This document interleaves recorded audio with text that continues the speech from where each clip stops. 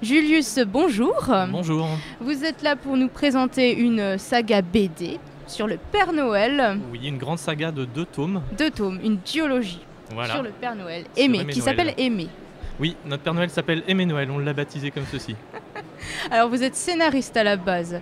Comment êtes-vous arrivé au métier de scénariste pour Alors, BD? je ne suis pas scénariste professionnel, on est tous les deux en fait autodidactes. Donc moi je suis informaticien et je travaille avec un dessinateur qui est cuisinier. C'est d'autant plus beau, Voilà, cuisiner. Comment est née votre association, votre binôme?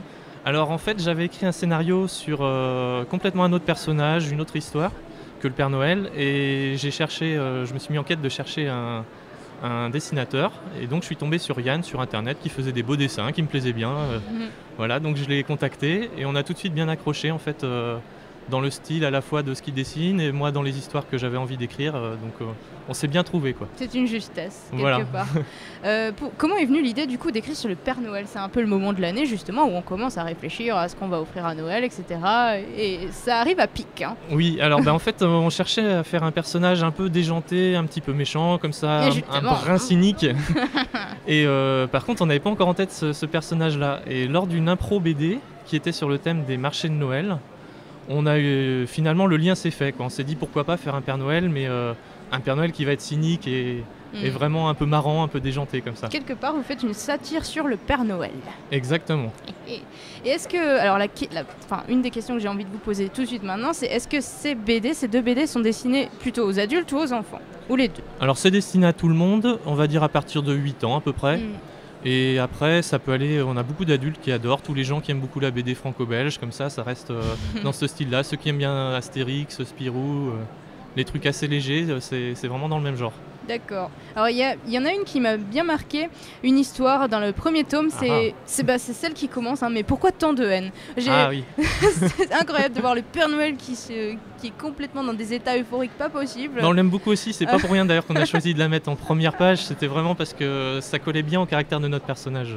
Alors je vais vous faire une petite confidence, ça m'a vraiment fait penser à la série Happy Tree Friends. Bon, c'est pas du tout pour les D'accord. enfants, je le rappelle. On avait un petit clin d'œil aussi à Orangina pour le parce-que, je sais pas si vous avez vu. Oui, aussi. Et Oui. aimer paumer, c'est rigolo parce que, par contre, ce que je remarque, c'est vraiment génial, vous faites beaucoup de jeux de mots sur vos titres. On aime beaucoup, oui, surtout dans les titres, effectivement. Et après, on aime bien aussi faire du second degré par rapport à la société, en se servant du Père Noël, finalement, pour critiquer un petit peu les petits trucs de la société. Et ce qui est rigolo aussi, c'est que la BD, elle est découpée en plusieurs planches qui sont plus ou moins individuelles. Est-ce que c'était un choix de travailler comme ça? Parce que quand on voit une BD, on s'attend à ce que ce soit une histoire de A à Z. Or là, ce sont une multitude de petites histoires qui sont compilées pour en faire une jolie BD. Alors c'est vrai que sur le tome 1, on a voulu travailler dans l'esprit un petit peu des Gaston Lagaffe avec vraiment des histoires courtes d'1 ou 2 pages. Et par contre, sur le tome 2, on a essayé d'avoir de nouveau des histoires courtes, mais avec une grande trame. Donc toutes les histoires se suivent et se rejoignent à la fin pour faire un final un petit peu exceptionnel, quoi. Et le tome 2, c'est la continuité du premier ou pas du tout? Non, c'est indépendant, on a fait quelques références au tome 1 forcément, mais les deux peuvent se lire indépendamment quand même. D'accord. Il y en a une, d'ailleurs dans la BD 2, Curriculum Vitae. Alors il y a un sacré jeu de mots, on en parlait en off tout à l'heure, est-ce que vous pouvez un peu nous parler de ce joli Curriculum Vitae? On a beaucoup travaillé pour réussir à trouver un titre comme ça. Bon, c'était vraiment pour le jeu de mots. Hein. C'est pour devenir chef de projet pour cadeauciste. Cadeauciste, c'est un mot qu'on a inventé, oui. Excellent. qui était présent dans le tome 1 déjà d'ailleurs. C'est le petit lutin qui offre des cadeaux. Alors le cadeauciste, en fait, c'est tous les personnages qui offrent des cadeaux. Donc à la fois la petite souris, le Père Noël, le lapin de Pâques. Donc on retrouve tous les trois dans nos BD.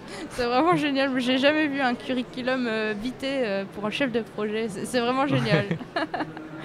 Du coup, avez-vous une histoire préférée sur l'un des 2 tomes ou même les deux?